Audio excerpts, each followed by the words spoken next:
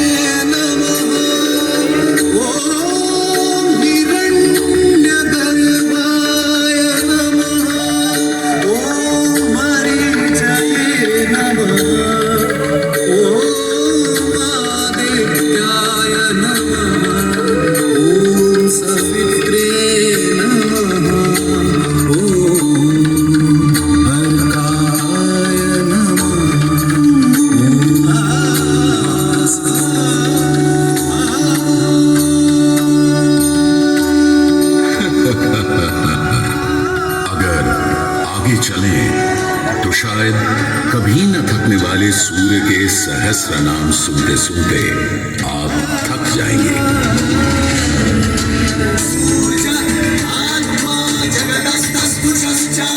हमारी सभ्यता के सबसे पुराने और आधारभूत ग्रंथ ऋग्वेद के पहले मंडल में ही सूर्य का बखान करती हैं ऋचाएं, और सूर्य से मिली अग्नि से ही शुरू होती है ऋग्वेद की पहली ऋचा अग्नि, जो सूर्य के प्रकाश और ऊष्मा में थी।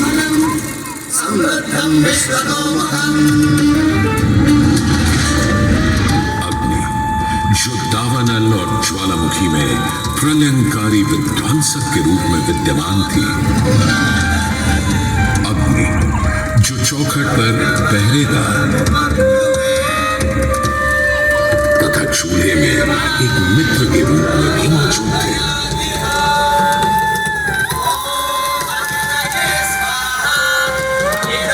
तभी तो भारत ही नहीं, पुरातन मिस्र में रा, दक्षिण अमेरिका में इंती, अफ्रीका में लीजा, फारस में अगी, चीन में झुराम, जापान में कागुत्सूची और खोजन, तुर्की में अलाज, यूनान में हेफेस्टोस हेलिकोस और रोमनों में वाल्कैन और फीबस जैसे पौराणिक अग्नि स्वरूप देवों की कल्पना विद्यमान है।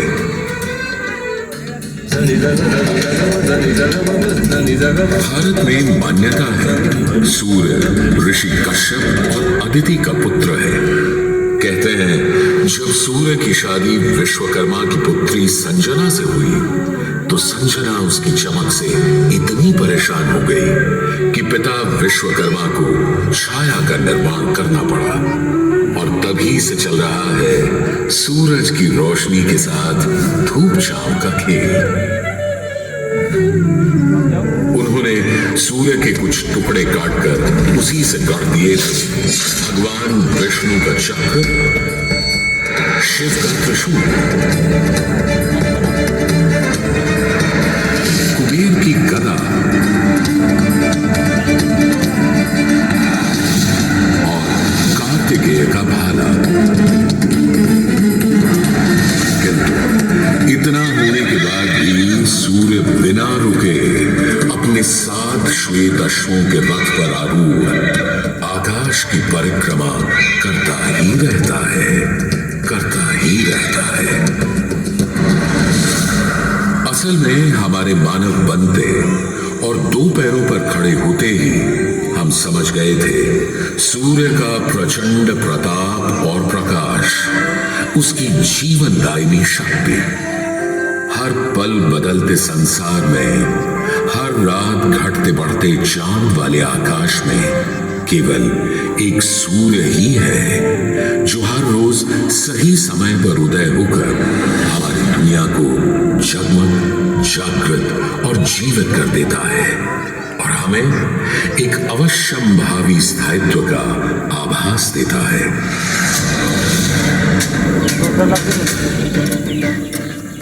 सूर्य से ही तो हमारी फसलें, फल, पक हमें भोजन देते हैं। सूर्य से ही तो हमें बादल और बारिश मिलती है।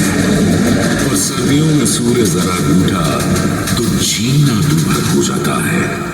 पेड़ों के पत्ते झड़ जाते हैं, वन्य जीवन गुप्त होकर लुप्त हो जाता है और पूरी दुनिया बेरंग सफेद हो जाती है।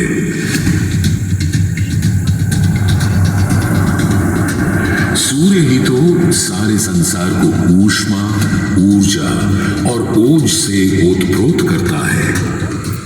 इसीलिए तो ऋग्वेद में कहा है, कांतिमय ईश जनों का मुख प्रकट हुआ है सूर्योदय के साथ। हे ईश्वर, इस आदित्य के उदय के साथ हमें अंधकार, दुर्भाग्य और पाप दोषों से भी बंधन मुक्त कर देना आज।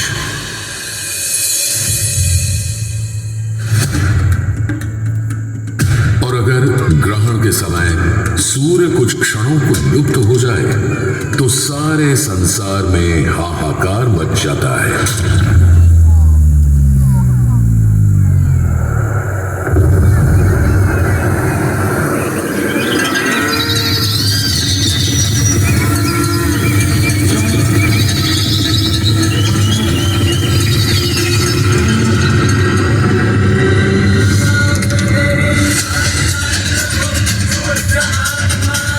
यह सूर्य के अनंत गुणों का प्रभाव ही तो है कि सारे संसार में आदिकाल से सूर्य की अर्चना, आराधना और सूर्य मंदिरों का निर्माण होता रहा है।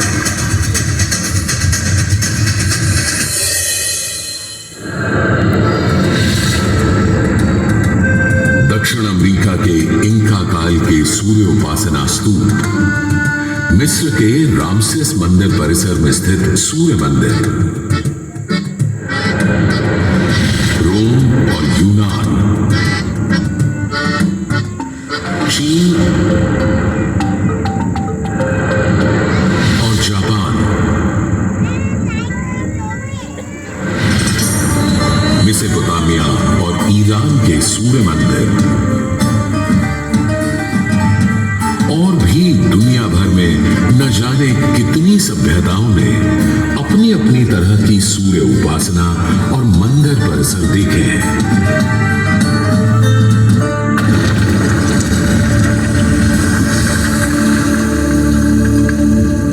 उत्तर में कश्मीर में बना मार्तंड मंदिर, जहां भारत भर के मंदिर परिसरों में सबसे विशाल है।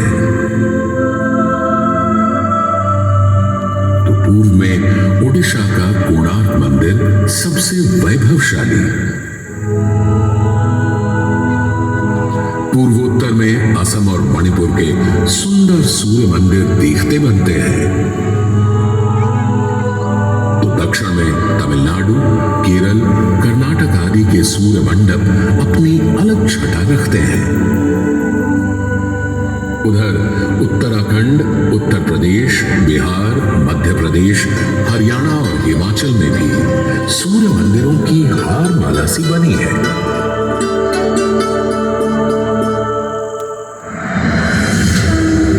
किंतु यदि मैं कहूं कि देश के पश्चिम में, अपने गर्वी गुजरात में, अपने इस मोढेरा में सदियों से स्थित आपके सामने खड़ा यह सूर्य मंदिर संसार का सबसे विलक्षण, विचित्र, वैविध्यपूर्ण, सुंदर, सुरूप, सुघड़ और सुघर मंदिर है, यह अतिशयोक्ति नहीं होगी।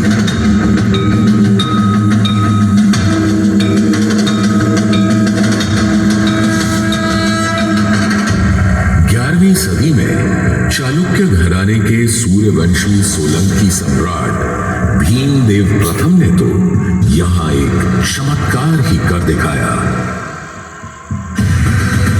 सम्राट भीमदेव प्रथम एक बड़े वीर और प्रतापी राजा थे।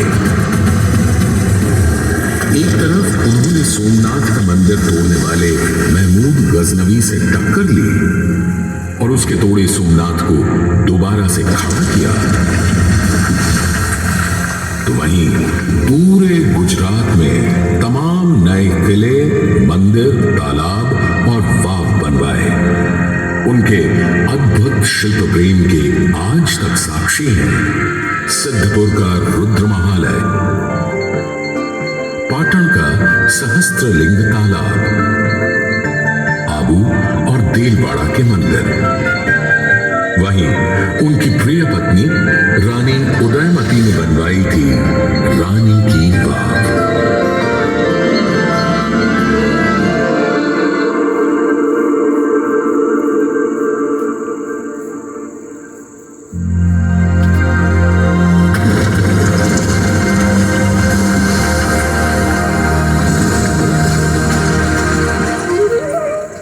किंतु इन सारे स्थापत्य और शिल्प के नमूनों से कहीं ऊपर था राजा भीमदेव का पुष्पावती नदी के किनारे सन 1026-27 में करवाया इस सूर्य मंदिर का निर्माण। मेहसाणा से 20 किलोमीटर दूर बने इस मंदिर में आज नदी भले थोड़ी दूर चली गई हो, पर मंदिर के ठीक सामने बना सूर्य कुंड इस सुंदर परिदृश्य में पानी की कमी खलने नहीं देता। सूर्य के प्रकाश पुंज और जल का यह खेल पूरे परिसर को तरंगित और झंकृत करता रहता है।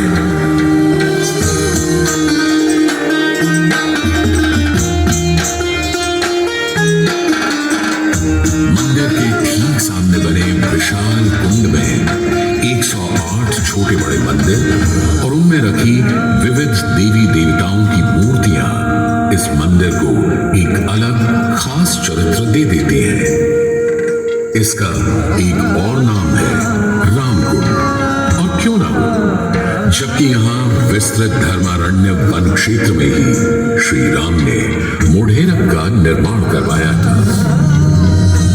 इस कुंड के पानी में मंदिर इस तरह प्रतिबिंबित होता है कि लगता है मानो अग्नि और जल घुल मिलकर कोई खेल खेल रहे हों।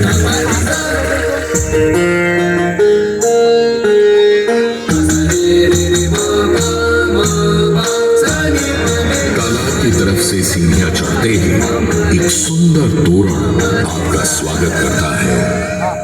तोरण से होते हुए जैसे ही आप मंदिर के पास पहुंचते हैं, एक नया संसार सामने आ खड़ा होता है।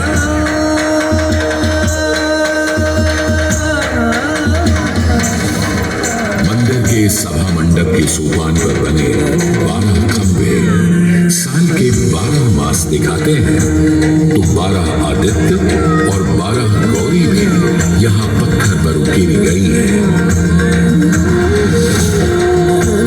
सूर्य देव को समर्पित इस मंदिर में शिव, विष्णु और ब्रह्मा भी विद्यमान है, और इस मंडप के हर कोने में खड़े हैं 10 लोकपाल, यानी इंद्र, वायु, अग्नि और कुबेर जैसे देव। आज भी हजारों तीर्थयात्री यहाँ उत्तरार्ध महोत्सव मनाने और सूर्य को प्रणाम करने आते हैं। इस हेरिटेज साइट पर हजारों देशी विदेशी सैलानी भारत के इस विलक्षण सूर्य मंदिर को देखने, समझने, इसकी वैज्ञानिक पहेलियों को बूझने चले आते हैं। संसार और विशेषकर भारत में बने अधिकतर सूर्य मंदिरों की तरह मोढेरा के मंदिर को बहुत वैज्ञानिक सोच समझ से बनाया गया है। पूर्व पश्चिम धुरी पर पूर्वोन्मुखी यह मंदिर इस तरह रचा गया है कि विषुव पर्व के दिन, यानी उस दिन जब दिन और रात ठीक बराबर होते हैं, सूर्य की पहली किरण सीधे गर्भगृह में स्थापित सूर्य प्रतिमा पर ही गिरती थी।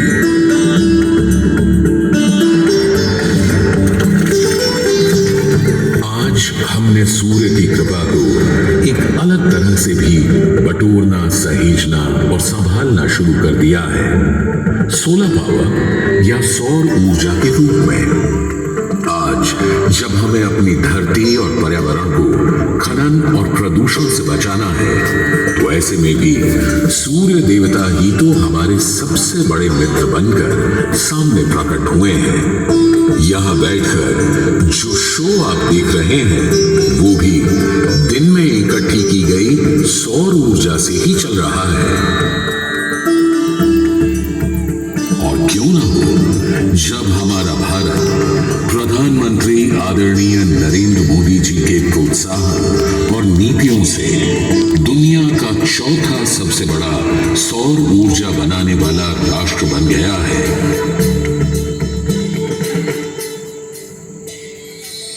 गुजरात देश का पहला राज्य है जिसने सौर ऊर्जा को ध्यान में रखते हुए नीतियां बनाई, निर्णय लिए। हमने नहरों तक पर सोलर पैनल लगा दिए और जिसकी चर्चा विदेशों में तक में हुई। आज भारत रिन्यूएबल एनर्जी के उत्पादन के मामले में दुनिया की चौथी बड़ी ताकत है, दुनिया की।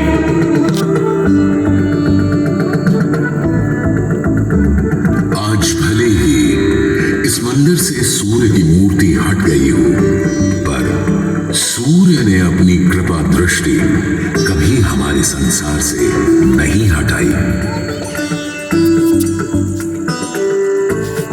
हम तो बस मोढेरा के सूर्य मंदिर में फिर आए और कवि प्रदीप की लिखी इन पंक्तियों से आकाश में विद्यमान सूर्य से गुहार लगाएं कि जगत भर की जिंदगी के लिए, करोड़ों की रोशनी के लिए सूरज रे जलते रहना, सूरज रे जलते रहना।